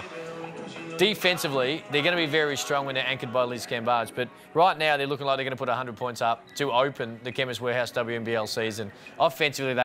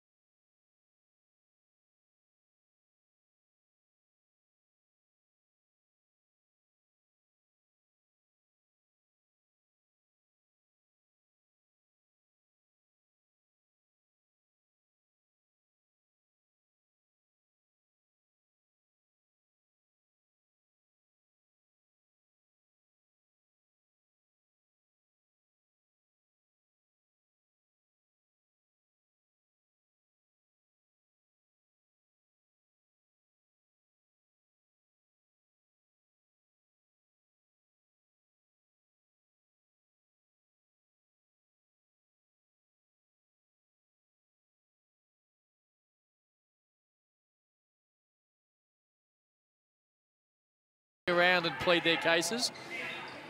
What a great misdirection play, though. You shoot her off the double and then just dish it in low. And this is what we said, though. Can you make her live with that? If she makes it, she makes it, because we talked about you don't want to foul. And that's when you're right now, if you're going to try and live with something, you probably want to live with that. The issue with that is Froling can't come down and front the double team, because then you're leaving Blitzarves just wide open for a three, and picking your poison is not something that sounds overly fun when it comes to trying to play defense on the Flyers, as Cambage hits the second, and now they officially lead by 27. Here's Levy, guarded by Cole. Golding and O'Hay. Ernst, guarded by Cambage. This is what she has to do at the other end. Take her off the dribble. She does. Draws a double team. Kicks it out. Off the iron was Todd Hunter, but that's a good look. Again, they're getting good looks. I mean, it's a great look. It's a great possession. We talked about Ernst's aggressiveness going at Liz down one end and find a wide open. You've just got to knock that down, because that really hurts down the other end. And I don't think we've talked enough about Sarah Blitzarve's game. I think she's been the key. That whole first half, I think she had 8 and 8 in the first half, but just her energy everywhere has been tremendous. 11 and 9 for the Opal, and that lead is now 30. Levy gets in, little floater over Cambage, but she did enough. It falls to Mitchell, and now they're going to run it down the throat of the Spirit. Cambage guarded by Froling. Now they'll lob it into O'Hay. And how deflating is that? That's 2 good looks. You've got a wide open 3, and then you've got a nice little floater coming off the middle on ball, and it's going to be hurt down the other end with a 3 ball, and now you get to send Jen O'Hay to the line for 2. And this is, when you look, outside of Leilani Mitchell, their starting 5 have all got height, so it's very hard. I know I said it about Liz earlier. O'Hay hits the first. Very hard to front in a semi-transition like that, because I'll lob it over the top, and it's extremely smart basketball. As O'Hay nails both. She's up to 5, and the lead is 32. Early third period. Second and a doubleheader if you are just joining us. Firstly, welcome to you wherever you might be Nice move. Golding couldn't finish. Froling on the tip back. She's able to finish. No box out. She's got 4. It was the Boomers earlier tonight with the win over the Flames. Here's Cole. Inside to O'Hay. Wants to take it right at Golding. Got her in the air. Golding did enough to worry it out of it. Now the rebound, and now Tessa-Levy will push. Little no-look pass. What a pass. Golding, left hand. Ball had to think about it. In the end, it was able to call over the rim. Nice move. She's able to score her first points of the night. 4 straight for the Spirit. Blitzarves. 11-11 on the night. That time it's right at Froling. No good. Ernst with the rebound. That's her 5th, and here we go. The Spirit with a little bit of the momentum here. It's Levy. Pulls up. Mitchell got a hand up. Did enough. Cambars with the board. And Mitchell just wanted to work on it. Gets deep into the key all the way. Little scoop, little oopy oop. Kiss it off the glass. She has the smile so well she should. She's got 7. And it ends the little mini run there by the Spirit. Golding to Ernst. Little bounce pass. No double team. It's Ernst v. Cambage. Little jump hook. That was beautiful. They've had success now. I know they missed the 3, but throwing it into Ernst and saying, let's see what you can do. There was no one coming around for the little dish out for a 3, so she had to do something. And then again, it's a great little minute patch from the Spirit. Can they contain it? Can they maintain it throughout this quarter? 14 for Ernst. Mitchell there. Got caught in 2 minds. In the end, tried to put the ball back to the floor. It's a little double dribble, so a turnover. Only her 2nd of the night. Here's Golding. Had a nice start to the 3rd quarter. Todd Hunter. Golding thought about it. Wants to use the Ernst screen. Now takes on Cambage. Little quick release layup. Wasn't effective. Now it's O'Hay. She's going to push. Looks for Blitzarves. In the end, says to Cole, you shoot her right in front of the Spirit bench. Didn't break their hearts here. Run down beautifully by Todd Hunter. And the little leak out. And it's all Tessa-Levy for the wide open layup. Great job. And Southside want to talk about it as well, because as you touched on, but a nice little patch for the Spirit. The Flyers came out nicely in this 3rd period, but the Spirit kept their head up, and now the lead is back to 26. And I'm sure Tracy York at halftime was saying this half is about us. Like, we have to focus on moving forward. It's only the first game of the season. What can we control from our point of view for this whole half and work on to make sure that next game comes, we've corrected those things and we come out on fire. And they've done it. This whole little patch has been terrific. Let's have a listen to Tracy York, who no doubt will be pleased. No one else backed her up on that. All right, so make sure we're doing that. That flare options obviously be good. They're going to have a look. I need to slip on that. Sorry, I'm staying. Yeah, touch and go. So keep looking at it, but let's just do a normal swing and see if we can get the pinch post with Tessa coming off it. Yeah, so go opposite her. So when the 5 rises, I want Tessa turning the corner. On your last one-on-one with Leilani Mitchell, go to the basket. Okay, here we go. Here we go. 3, 1, 2, 3. Go. Pinch off the post, Peter Hawley. You're going to be able to tell us if they run this correctly. This is more to the point of what I said about making sure they look after what they want to do. After timeout play, can we execute exactly the way coach wants? 1 mini tick, and now let's move on to the next one. Last 4 points for the Spirit. Mitchell getting a little bit of that treatment which Tessa-Levy's been getting all night. Up the floor, here's Blitzarves. Cole, they look for Cambage. Now they get her guarded by Froling. No double team, it was too slow if it was going to come. And again, Froling didn't do a great deal. Wrong, but might have just got her on the elbow. Talk us through this, Pete. Well, it's a great play. You come off the cross screen and right that left hand. And it's just, she's going to be upset, but it's just silly. It's not needed. You've just got to wall up and just hope, because the last thing you want to do is get a foul, because the foul troll's there. Ernst has got 3, Froling's now got 3, and you just got to try and make it as tough as you can by just walling up. Rintala comes in. She's had was great in the first half. Lots of energy. A lot of what we spoke about at halftime and what the Spirit need. Cambage hits the first. 15 points for Liz Cambage in a return to the WNBL.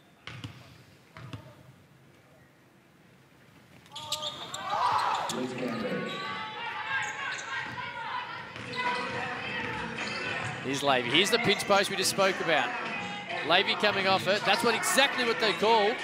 It was Todd Hunter rather. Now it's Levy at the top. That's what they called. Come on, Pete, you're going to pull me up there. Little fade away from Levy. But it's those little things. You've got to execute the play exactly the way coach wants, so she has that faith to be able to do it, and they nearly got it. But Canberra's just too big, just too strong, gets it to roll. And this is the thing too, you touch on, Pete. They actually ran that play and they got a good look. Just didn't go down. I know the frustration. Ernst for three, no good. Kept alive by Rintala.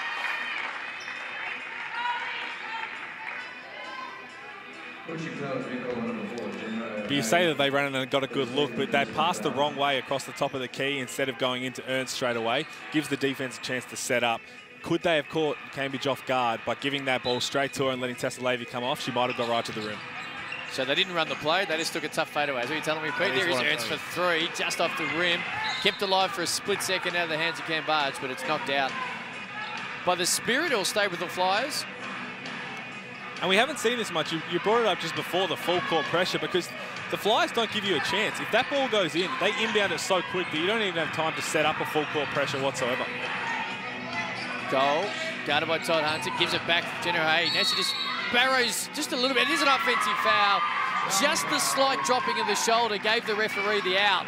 And an offensive foul. Great defense by Todd Hunter. We have a look at this. And that started around the half-court line when she got up and in. Nearly made Beck Cole fumble it. They got it to her and then eventually drawing the charge, and that's the frustration. But that's what comes with defensive pressure. We saw it once, I think, in that second quarter. It was Tessa Levy to start. Can they keep doing it? Here is Levy, guarded by Cole.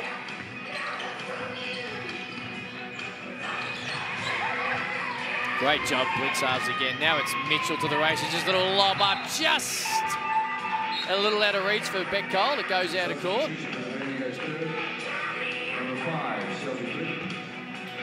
And it was a great defensive possession by Todd Hunter before, but I talked about putting Tessa Levy to the two. I wouldn't mind seeing Todd Hunter run the one a little bit. She had a little bit of patches in that first quarter where she showed those aggressive signs off the ball screen, but just to switch it up a little bit and then see where they can find Levy and Ernst in other areas. Rintala for three. That never looked like missing. All Twine. She steps out. She's got five, and that's what we sort of spoke about earlier and at halftime as well. I know it's tough to guard at one end, but they've got to guard you as well. Play to your strengths, and she's able to step out, find nothing but net, and another good look, and the lead's back to 26. Mitchell off the Cambridge screen. Now the little screen and roll. Cambridge misses the little 7-footer. Now they'll run, tough pass, almost taken away. Golding's able to fingertip it, nice mark. And in the end, off two dribbles, pulls up, little floater. She's having a nice night as well. She's got four.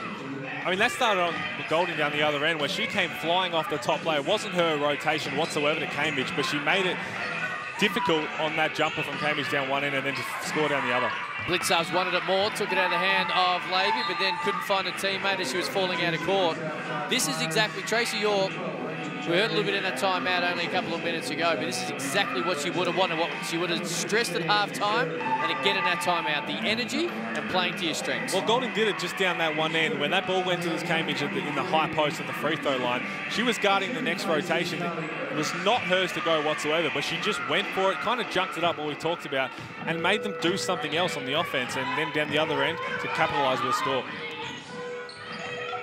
Britton into the game. There's Levy now at the two. Britton going to have the ball handling responsibilities, as you suggested a moment ago, to see if we can get Levy at the two. Rintala tries to take on Cambridge. It was to no effect.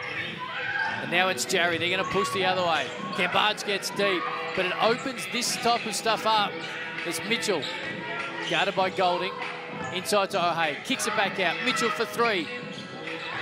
There's picking your poison, Hawley. They went for the double team, but you leave Leilani Mitchell open. She'll go splash. She's got a couple of three-pointers on the night. She's into double figures with 10. And I was going to say, it was actually very good defense by the Bendigo Spirit. Everyone was running, rotating, throwing something different at him, but unfortunately, just a great knockdown by Leilani Mitchell. Golding. Couldn't find Levy. Tried to just scoop it around. No luck. Mitchell.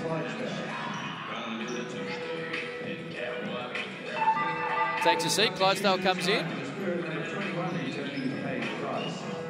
Price comes back in as well. Golding takes a seat.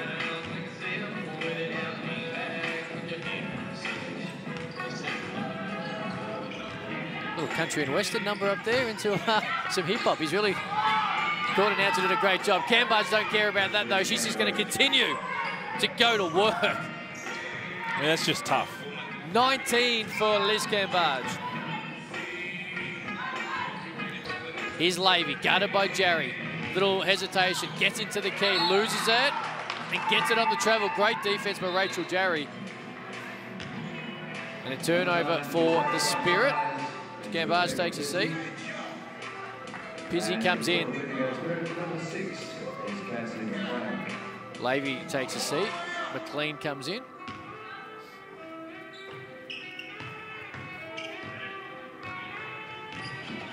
Clydesdale, guarded by Britton. Here's O'Hay, top of the key. Oh. Probably worked there for the Flyers that it was a kick ball because it was going to be an ambitious pass. Well, it looks like they've had two plays they've really gone to a lot, and obviously using Liz Cambage for a lot of it with the up screen, getting them to the post, and then the cross screen, little shuffle series. And they've been using it a lot. They just used it there with Rachel Jerry, I believe. So that was a great play. They look very well drilled early on.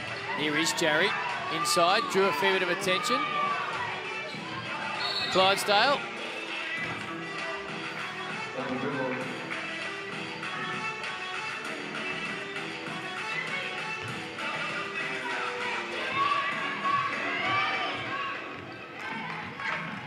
Here's Britton, gets all the way deep into the key, takes it at the rim.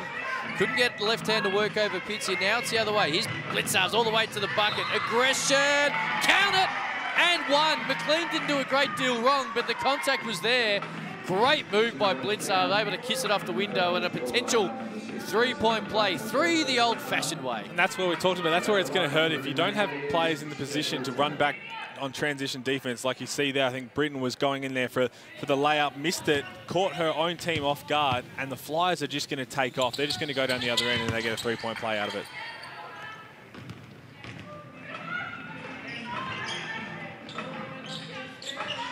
Price, top of the key, surveys the options. Oh, bad pass. Clydesdale gets a hand on it. Britton's able to run it down, though. Shot clock not too far away. Britton pulls up, no good. Blitzarves with the board, and now will be Southside the other way through Clydesdale. Surveying the option, thinks about it. Jerry. Tried to go the cross-court pass. I think there was a bit of confusion between Blitzarves and Pizzi, and it goes out. And again, Britton, that's a great look. You get into the heart of the defense, and it's a nice little gimme. It's actually probably one of the hardest shots to make around that, just back from that charge circle. But so many good looks that when they go back and look at the tape, they're going to be like, this was good, this was good, this was good. You just got to knock them down. But it's something they can be positive about as well, because the very fact is, if they're able to knock these shots down, which no doubt they'll be able to do as this season continues, they're going to be in a much better situation scoreboard-wise than they are tonight, where they've just been able to rim them out. McLean, off the dribble, no good. Clydesdale, great pass. Great pass. And it was all Taylor in the corner. Draws a double, maybe even a triple team from Clydesdale. Taylor said thank you very much. She hits her first three of the night. And the lead now, back to 35. Wintala, she's having a nice night as well. She's up to 7. She's got 5 boards to go with it. She's brought plenty of energy off the bench for the Spirit. Blitzarves, just letting it fly now. Jerry runs it down, wanted it more from Wintala. Flyers will start again. Clydesdale off the left hand, pulls up, 15-footer, and it's too easy. And this is the difference between last year. She's a starter in this league. And now she's coming off the bench and doing what she does. She's got 6 points, 3 assists in 12 minutes.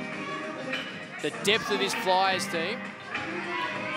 And it's going to be the big conversation too, Pete, because the fact is, in the shortened, condensed season, there's going to be some injuries. There's going to be some management. There's going to be players, when you go to depth, that we're waiting and will stand up. But with the Flyers, they're chock full of a squad that we know will stand up. Jerry Clydesdale, smart, can't do it. Now we'll run the other way through McLean. Thought about the pull up, tries to go around Blitzers. There's the reach in foul. Now, you're spot on. And I mean, we've harped on like a broken record, but it's just so obvious. And that's all the talk was about in the preseason was how deep this roster is. And you talked about Clydesdale, she's been terrific, but every other team in the league is going to be in that same boat where whenever someone's needed their name to be called, everyone has to be ready to come in and take that moment. And it might be a chance here in the fourth quarter for these Bendigo Spirit bench to come on and say, this is my chance to gain some confidence moving forward. And Tracy York said pre-game that she said that she was going to come out and she might have a different starting five for the first couple of weeks. And that's a chance for every player to come in and show what you can do in the small amount of minutes if you get them. Price running out of shot clock, running out of time, forces it inside. There's going to be a bump. So they're going to get through Skinner. A couple of shots here, just under 3 seconds. Into the first period, we did see this as well. I think there was just over 6 seconds to go and some foul shots for the Spirit. And Clydesdale was able to go length of the court and lay it in on the buzzer. So let's see if they can do it again here. Fox, you got shooter ready? Skinner makes both. Here we go. South side, it's Clydesdale again. She's going to get time here. She's going to get a good look at it. She does. Oh, you know what? That should count just for the highlight, but I think the referee's going to wave it off. The referee's got no sense of entertainment, nor well should he. To me, it looked like it was just out of time. Might have been the longest 2.7 seconds in the history of mankind as well. Still great shot. Amy Clydesdale in control the entire time. But at this rate, you'd probably, if you're Amy Clydesdale, you like coming off the bench because I think she's had every opportunity. She made the buzzer beater in the first, missed the second one, still took it, and it's unlucky not to get credit for that one. And that's something that she does particularly well. She knows her role. She's always been a great way to be able to fit into whatever team and the role that is needed the last couple of years, and no different tonight. Okay, guys.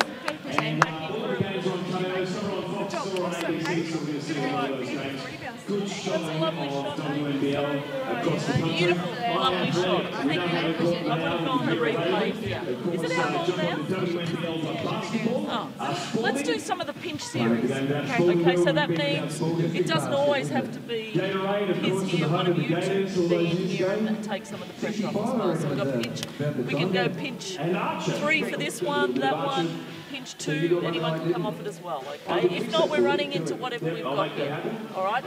Box out, box out. There's still too many people going for the rebound, missing it, and not boxing out, okay? Here we go. Okay, guys. Southside. Players. Let's go again. The Southside Flyers are probably more likely to two. If they score 20 more points in this last quarter. Free Big Mac tomorrow at our Macca's restaurants for ticket holders if we can see a score of 100 points plus. Is it too late for anyone watching this on TV to come down to the stadium if they score 20 more points? Well, if you're close, you can make it. Yeah. And McHappy Day Saturday for Ronald McDonald House Charities. Don't forget, $2 from every Big Mac goes to Ronald McDonald Big House. 10 minutes left, and something, Pete, as well. First game of the season. Been quarantined, possibly, and these two teams have. You've had a shorter pre-season, and you are in different structures and different, I guess, lengths of your preparation. So while this 10 minutes, probably a foregone conclusion when it comes to the winning of the game, as Conti just blindsides Froling, and this is what she is so good at. She goes all the way, finishes with the left hand as well. The fact is, too, that you've got to be able to continue to learn and continue to work towards it, because it is only one game. For the Spirit, it's only one game. It's a loss, but it's only one game, and what no doubt they're going to get better as the season goes on. Exactly right, and that's why these minutes are so important. With the lack of training that the teams are going to have, it's going to have to be game adjustments that you can maybe not sort it out for the rest of this quarter, but for the next game going forward, you're not going to be able to have that time on training to be able to fix things. Can you do it in games and quick? Little kick out. Ernst for 3, couldn't finish it. Here's Blitzer. She has been brilliant all night. 11 points, 10 rebounds, and she just continues on her merry way. And again, another Opal, just in total control, knows exactly what to do. She's up to 13. The lead is 37.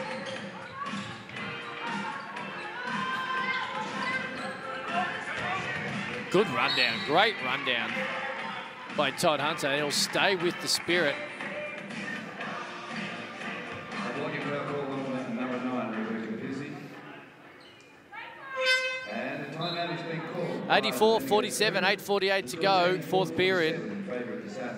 Pizzi now with 4 fouls. Timeout though and there's no doubt this is exactly what both coaching staff will be saying. Hey, don't worry about the scoreboard. We've got a long, I know it's a shorter season, but we've got a long way to go when it comes to the Chemist Warehouse 2020 season. So the very fact is they'll be working not on things for the next play or the next 2 or 3 minutes to make sure they're instilling certain things over what they want to work on over the next couple of games. I'm pretty sure the Bendigo Spirit are the next game up as well, so this is a great time for them to focus on something coming to Saturday, getting ready to roll. So we're just going to continue through, but make that play. If you don't get it on the handoff, you're flaring, and we're going there. So have a look at that, have a look at the flare action, because that worked for us before. We'll put it on the dribble. Hey, remember, we've got to protect the ball. I'm not sure what happened maybe out of bounds down there, but, you know, let's just hope let them get their hands on it, all right? Hey, up worked as well. Up worked. Yeah, we can double up, double up. Okay. Spirit on 3, 1, 2, 3. Spirit. Doubles, you know.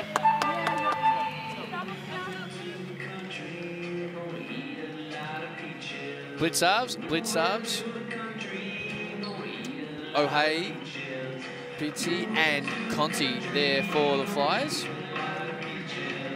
At the other end, Todd Hunter, Froling, Paul Vast, Ernst, who's been good tonight with 14, and Levy. They try to go into Levy, that's no good. Conti gets a hand, and now they're going to run the other way. Great cross-court pass.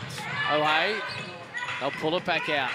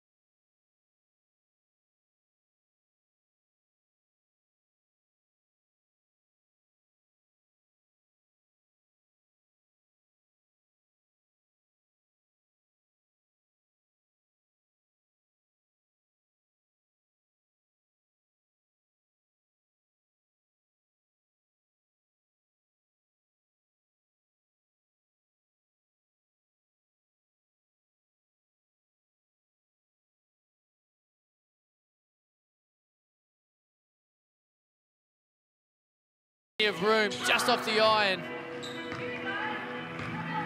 and again broken record stuff, Hools, but they are getting good looks. Shots no doubt they'll knock down as this season continues. Great great take to the bucket was Blitzards, then it's Ernst with the rebound.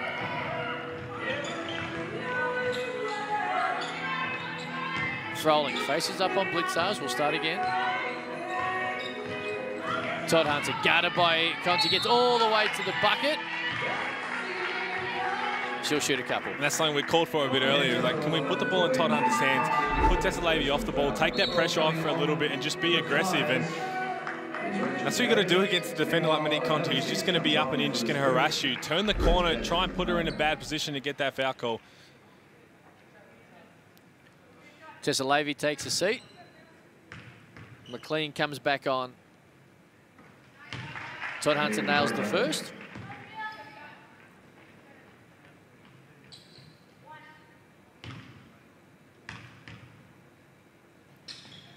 And the second. Substitution for the Flyers. Number 3 is Amy Clydesdale. Conti out, Clydesdale in.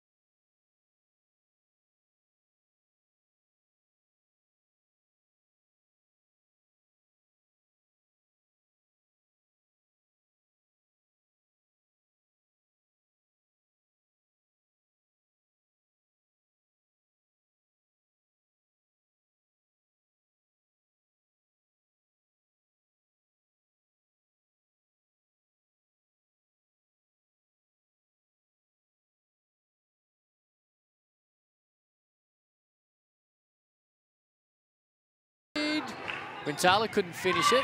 Dunlop's just come on for her first action of the night as well. Here is Blitzarves. Busy for three. That's off the iron. Bulvast with the rebound. She's got 2 on the night.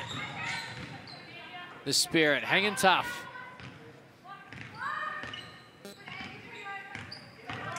Britton now guarded by Blitzarves.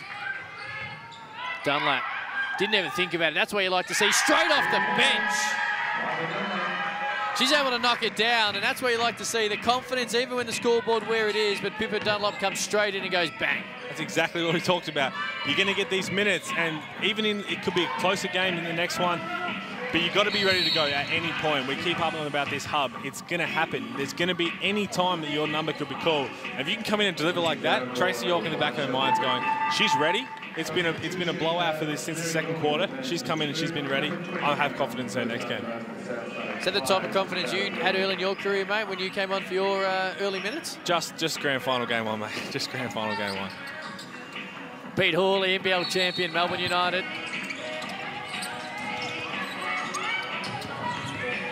Blitzarves, what a move.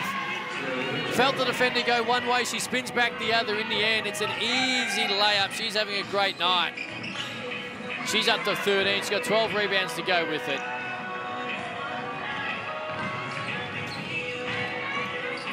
Gillum on for the first time as well. Here she is. Going to use the Jerry screen. Blitzarves straight at Dunlap, straight to the bucket. Just too strong. And she's so hard to guard because her ball handling is what it is, as we've seen there, but the strength to be able to go through the contact is very hard to stop. I mean, we've talked about Liz's game from the start. She's been terrific, but Blitzarves to me has been the player of the game so far. She's been terrific, and just to be able to find exactly where she's going to be successful, the focal point at the start of the game was Liz, and obviously it will be. She put herself in the right spot. She's knocking down shots. She's getting rebounds. She has been terrific in this tonight. Golding off the Blitzarves miss. Britton will run. Gets deep into the key. A little Euro step. Lovely move. Did everything but drop again.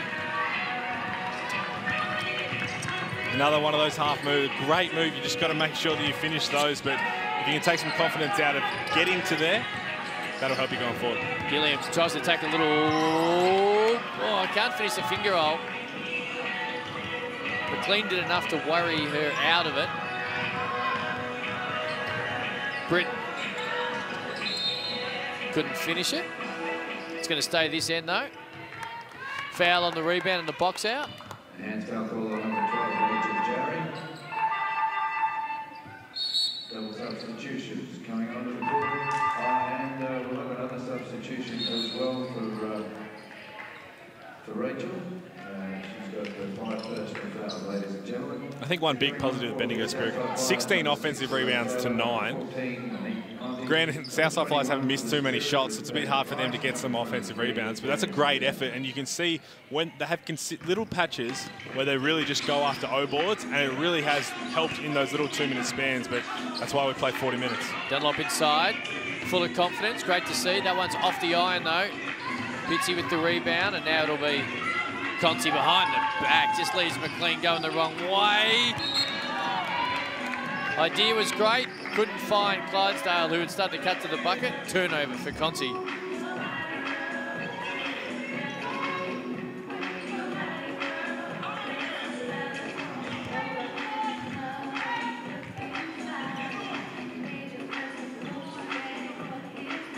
$36-point lead for the Flyers, but been a great second half for the Spirit.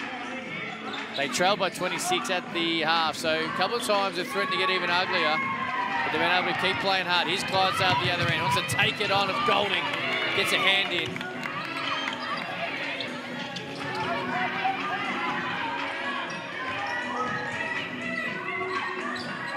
Dunlop. I love her green light.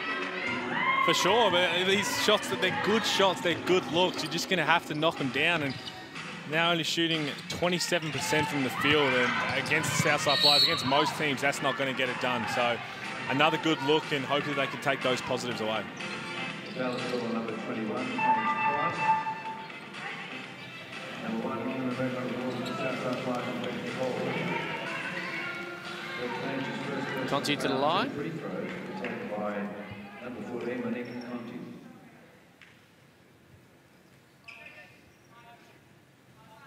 Opening game winners will be the Lightning, who were brilliant last night, the Fire, the Boomers, and the Flyers. It will be made official in about 2 minutes and 40 seconds.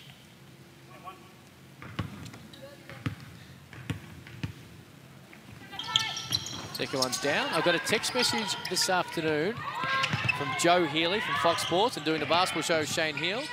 She's a big Adelaide Lightning fan, and she's very, very chirpy about how deep they can go, and it's very hard to argue with her about how great they were last night as well. So already the first round starting to show that this season is going to be incredibly tough.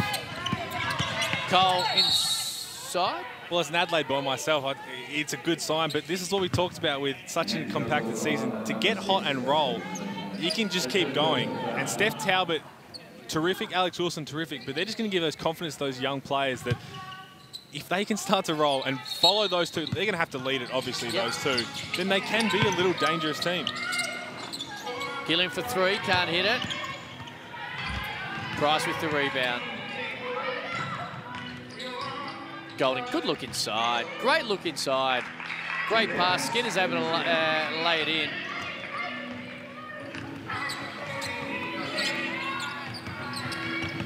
Conti, a little crossover. Great defense. Gets rid of her, though.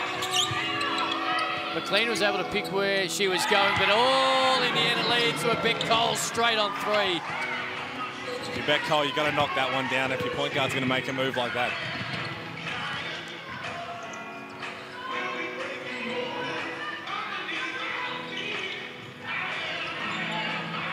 Great hands by Taylor. That's going to lead to a wide open layup. Exactly what it does. Tracy York wants to talk about it and make sure that they end by keeping their head up rather than just allowing this to continue to balloon. It is currently at 40. So we have a look. Look at this. Just played the passing lanes beautifully and just finished it off like we expected she would. You've got to look after the ball. We talked about getting a shot every possession. Yeah, you're not making them, but if you're going to give teams as good as Southside those little cheapies, it's going to be tough even if the game is close. And that defense we've been talking about just continues for 40 minutes. As Britton deep into the key, got nowhere to go in the end. A little one-hander, no good. Golding with the rebound. Blocked by Taylor.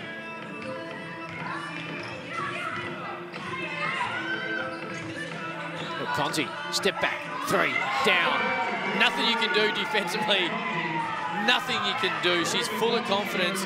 Comes off the bench. She has been great. She's up to 9, couple of threes. Here's Golding, right in the bucket. Nice move. I mean, back to Conti, she's been terrific. She just came in for defense in that second quarter and really made life tough for Tessa Levy. And then on the other, and now she's just knocking down shots. She's hasn't missed one. She missed a free throw, but hasn't missed from the field. She has been terrific in only 10 minutes. Cole inside, tries to find one more to Gilliam. Great pass by Pitsy, and the lefty is nothing but net, and it brings up the 100 for the Southside Flyers. What a way to kickstart the Chemist Warehouse WNBL season, having triple figures on your opening night. That'll be a charge. Ooh.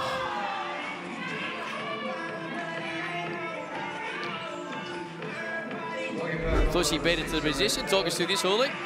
No, I was with you for a little bit there. It was a great read to come off with that little handoff, and I had your back, but that's why we are not referees. That is exactly why.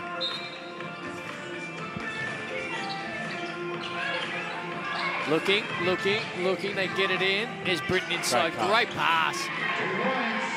She's able to finish it too. Her first points of the night.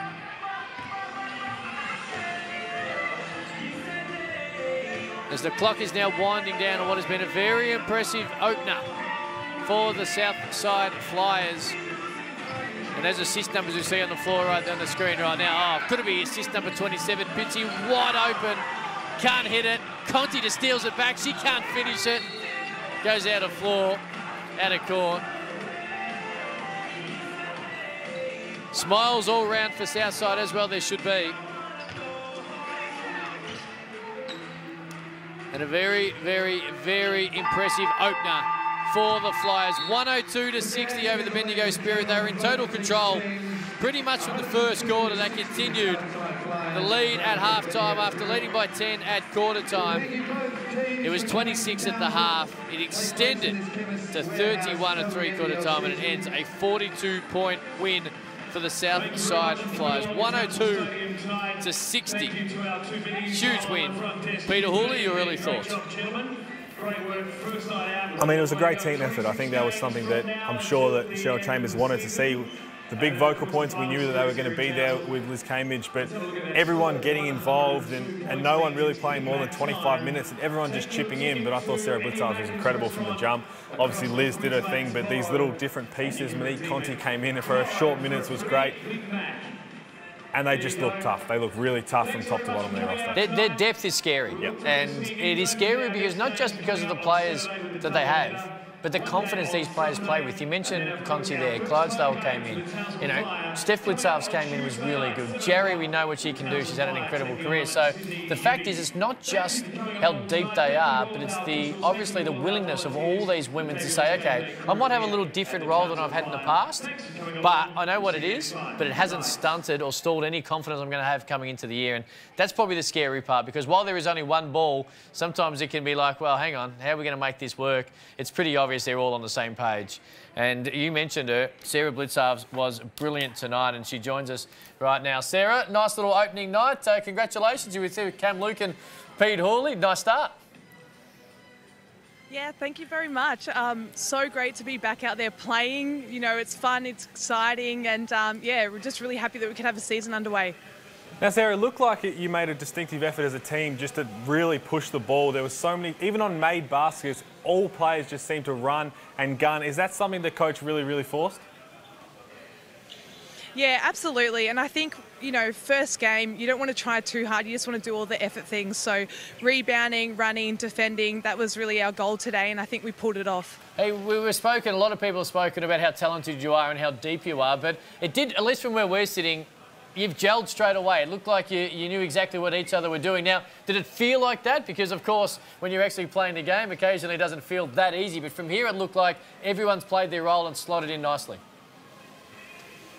Yeah, definitely. We had a few practice games over in the quarantine period, and I think that was nice to get some of the shambleness out. So we were a little bit rattled, but I think, you know, the more we play, obviously we're getting used to everyone. With Lizzie coming in, you know, she's a huge person for us, and just learning to work off her, and I think we're doing a really good job with that. Did you say shambleness? Because that's a new word, right? I like it. I'm not against it, but I like it, I've got to say. Yeah, shambleness and being rattled. They're my two favourite words. Well, you didn't look very rattled tonight. You were terrific as a team. And you mentioned the excitedness. How was it last night? I'm sure as the team, there's all been the hype. You're the team to beat. You've got this roster. Liz has come in. Talk to me about the excited. Was there nerves when breakfast came? How's the team feeling?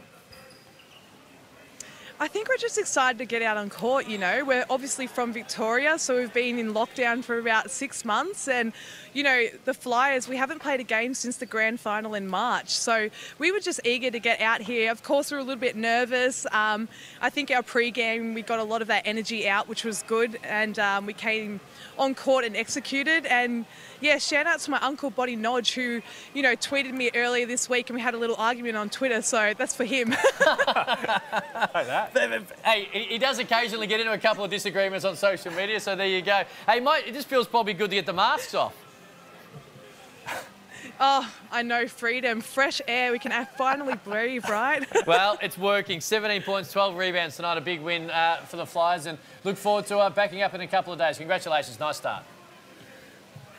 Thank you, guys. Thank you. There we go, Sarah Blitzarves. She was brilliant, which, to be fair, there was about 8 different people we could have spoken to, but she was really good. And you talk about playing the role and letting the game come to them. She's a perfect example of that. Well, she is, and we spoke about the vocal point, which is going to be Liz. That's obvious, but she just found exactly where she's going to be successful. She played off her, and then when Liz goes to the bench, she steps up. But what really impressed me is getting those defensive boards and pushing, making smart decisions, and she just finds where she has to be. And they're a scary team. I mean, we thought they would be, but they just showed tonight. They're a scary team. And you're right. We spoke about this a lot. Getting it off the rim, even sometimes out of the net, but more off the rim. If you look at that starting 5, you've got, of course, Mitchell, Cole, O'Hay, and, of course, Sarah Blitzar's there, who can just get it off the rim and run. They don't have to necessarily outlet to a point guard. They can go, and they've got the confidence and the full backing from the coaching staff. And we do see Liz Cambage do that every now and then as well. But the fact is that they know exactly what they're doing, and they play their role so perfectly. And that was a great example of it. I mean, and that should have counted, Amy Clydesdale. I'm with you. For the highlight more so than anything, even if the clock had gone. Again, that's why you're not a referee. But I think the big test is going to be against the teams that can hit shots against them, and they can't just run every single time, and they have to get through their offense. How are they going to be able to get through their offense? Is Liz going to have to play the majority of the minutes to be able to use that vocal point, or are they going to be able to get through every single play? Because as talented as they are, every talented team, we see it in any sport, there's only one ball. So when times get tough, what happens with these Southside Flyers? But they didn't have to worry about that tonight. They were terrific, and that's why they are the favourites. Just on the spirit, obviously, a disappointing start. Anytime you lose opening night or your first game of the season, at least, it's always disappointing.